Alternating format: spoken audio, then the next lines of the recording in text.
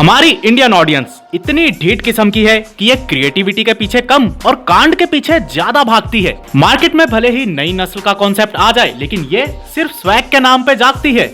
बात तो सही है। तो हेलो मेरे प्यारे प्यारे सब्सक्राइबर्स, आज हम सबके बारे न्यारे करके बात करने वाले हैं कल्कि के बारे में, जिसकी ऑडियंस को ना तो कल कुछ फिक्र थी और ना ही आज है। सीरियसली मैन, इतना प्रमोशन करने के बाद भी इसकी हाइप ना बनने के पीछे आखिर क्या राज है। रिसेंटली 31st को इसकी prelude animated series Bujji and Bhairava को भी रिलीज किया गया, जो कि हम जैसे कुछ क्रिएटर्स और प्रभास के फैन बेस के अलावा बिल्कुल नहीं लग रहा है कि जनरल ऑडियंस तक पहुंच भी पाई है। आखिर वो क्या रीजन है कि कल्कि और पब्लिक के बीच में अभी तक इतनी जुदाई है। मैं अपना कमेंट सेक्शन चेक करता हूं तो वहां डेडपूल के बारे में सवाल पूछे जाते हैं, वेनम को लेके भी लोग सवाल उठाते हैं, लेकिन कल्कि के बारे में ना ही कोई सवाल और थ्योरी वगैरह कुछ भी नजर नहीं आते हैं। अब इससे पहले कि आपके शैतानी दिमाग में सवाल आए कि मेरे मन में कल्कि को लेके इतने अरमान क्यों खिल रहे हैं, क्या मुझे इसके प्रमोशन के पैसे मिल रहे हैं, तो बॉस जवाब है बिल्कुल भी नहीं। 200-300 व्यूज पे कोई भी पैसा फेंक के मुंह पे नहीं मारता। बात दरअसल ये है कि मुझे क्रिएटिविटी से बहुत प्यार है, और अगर हमारे देश में कोई भी new concept with full of creativity लाया जा रहा है तो मैं जरूर चाहूंगा कि उसको एक डिजर्विंग ऑडियंस मिले।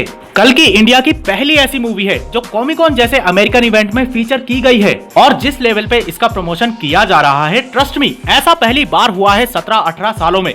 यही वजह है कि इसको लेके उम्मीदें बढ़ती ही जा रही हैं हमारे ख्यालों में। सबसे पहले इनके रेडर्स को पब्लिक के बीच कई सारे शहरों में उतारा गया, जैसे कि Hyderabad, Mumbai, Delhi, Kashi, Bangalore and many more. इसके बाद अश्वत्थामा का अलग से इंट्रो वीडियो आया। मूवी में प्रभास का नाम भैरवा है, ये भी अलग से रिवील करके बताया। और अब बुज्जी को इंट्रोड्यूस करने के लिए तो इन्होंने पूरी एनिमेटेड सीरीज ही उतार दी है। और बात सिर्फ इतनी नहीं है, बुज्जी को मूवी से बाहर एक्चुअल में पब्लिक के बीच सड़कों पे घुमाया जा रहा है। कसम डार्लिंग प्रभास की, ये मुझे उस वक्त की याद दिला रहा है जब मार्वल अपनी एवेंजर्स इन्फिनिटी वॉर का प्रमोशन कर रहा था, जहां वो अपने हर एक सुपर हीरो का अलग अलग पोस्टर चिपका रहा था, उनके वेपन्स के खिलौने भी मार्केट में ला रहा था, लेकिन इन सब के बाद भी वो कल्कि के लेवल का प्रमोशन नहीं कर पा रहा था। तो सवाल अब यह है कि इस बाप लेवल का प्रमोशन करने के बाद भी कल्कि ऑडियंस के बीच में चर्चा का विषय क्यों नहीं बन पा रही है। इसके ग्लिम्स को 43 मिलियन व्यूज मिले, अश्वत्थामा के इंट्रो को 21 मिलियन एंड बुज्जी के इंट्रो को 16 मिलियन व्यूज, जो कि मूवी के कॉन्सेप्ट एंड प्रमोशन लेवल के हिसाब से बहुत ही कम है। शायद इसकी वजह इलेक्शंस हो सकते हैं, लेकिन मेरे हिसाब से इसकी एक बड़ी वजह है मूवी के अपडेट लेट आना।